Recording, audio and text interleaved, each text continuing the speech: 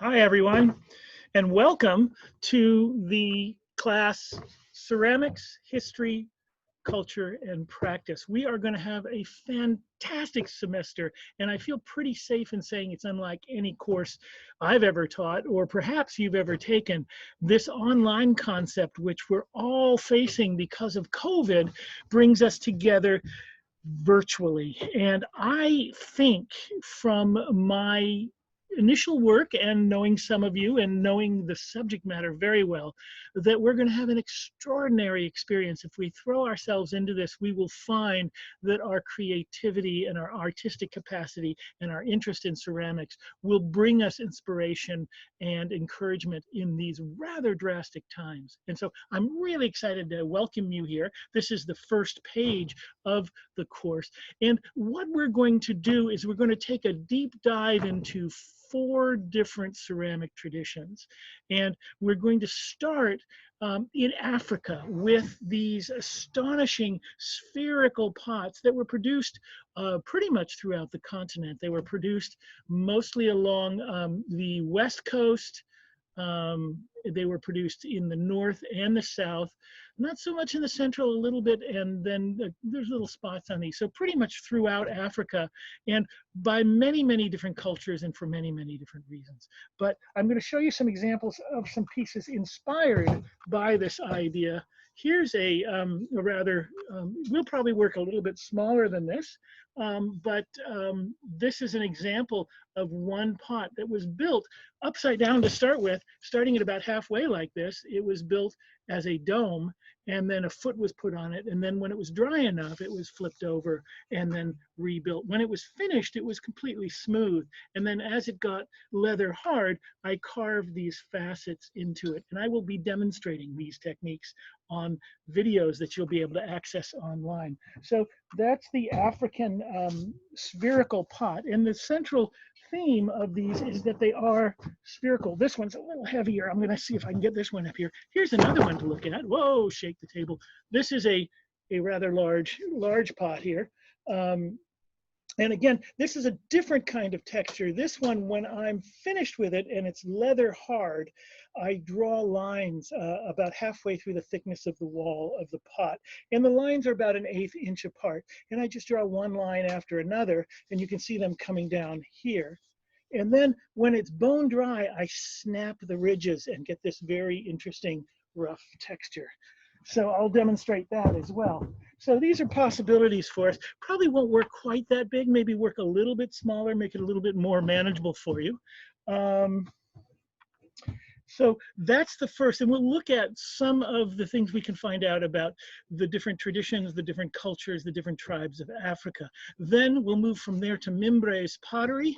And the Mimbres were operating in the southwest of the United States in the about 1100, 12, 1300s, and we'll find out more about them. And they made these beautiful open bowls, and they painted with black and brown patterns, very geometric, either just geometric patterns, or they painted animal shapes, beautiful, very intriguing animal imagery.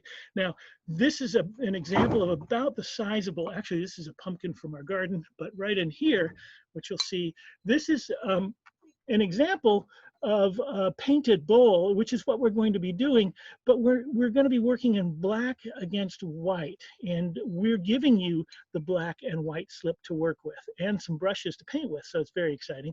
But I'm showing you this is an example of about a good sized bowl, maybe a little shallower than this to paint with, but this is how we're going to explore the Mimbres culture. And so that's something we're going to be doing.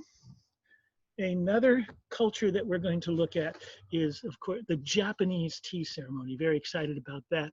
It's an extraordinary tradition out of Japan, and we're going to be exploring the kind of the creative burst, the sort of renaissance of art in Japan that happened the same time as our Renaissance in the mid-1500s. And that's the time of Senyo Rikyu and the birth of the growth of wabi and sabi as aesthetic principles of tea. And we're all going to make a black Raku tea bowl. And we're gonna fire these in Raku. So this is an example of a black Raku tea bowl. You'll see lots of demonstration videos about how to go about making one of these. You may try 2 or 3. In each of these cases, you may want to try 2 or 3 of them to get a little bit deeper into the process of making them. And one of the things I'm excited about with this class is that when you walk in the moccasins of, or when you take a walk in the actually move your hands as the ancient potters of these various traditions did, what you do is you begin to get a deep appreciation of just how good they were and how much insight they had into the material. And so that's what we'll be doing. Japanese tea ceremony, we're going to learn more about it. We're going to learn about making black Raku tea bowls. Here's another one here. We have, you can see the slightly different shape, different surface, different movement across the form. Lots of possibilities here for these black Raku tea bowls. So that's another tradition we'll explore. And then finally, I'm very excited about our jug heads. We're going to start by practicing with small jug heads. This is a very small one. And I'm going to show you a special technique that I've developed that makes it very easy to get the foundation together to build one of these. And you can see that I've exaggerated the faces here, but I think we'll start by practicing something that is much more along the lines of the way they were made in South Carolina in the early 1800s is when they started to emerge. And what's kind of exciting, very exciting about these, this was as our nation was just being basically developing. And this first form of ceramics, this is one of the first forms. These jug heads were made by the Africans that were kidnapped and brought here and made slaves. And some of them had contact with the potteries from European immigrants, and they began to make these heads for a variety of reasons that we'll explore. Let me show you. We won't quite get, we'll also try a little larger one, maybe not quite this large, but here's a jug head, and these are quite fanciful. This is more an expression of my ideas about a face, and I'll demonstrate how I make something along these lines, but we'll also explore the more traditional jug head forms. So those are the 4 areas we're going to explore over the semester. And again, it is a kind of a threefold focus. We'll look at history, we'll look at culture, and we'll take a deep dive into the actual practice. I will be extensively showing you, teaching you how to make each one of these forms, and you'll work at home. Now, we're going to do a drop-off that you've probably already gotten an email about. I'll give you the exact date of when we're going to do that. And this I refer to as a pickup. We're going to offer you, the art department has very generously purchased black and white slips, some brushes, a sketchbook, and we're going to put those into packages, and you're going to be able to drive by the campus and pick up a package of material to get launched with. Also, for those of you who do not have tools, we have loaner packages of tools you can use all semester and drop off.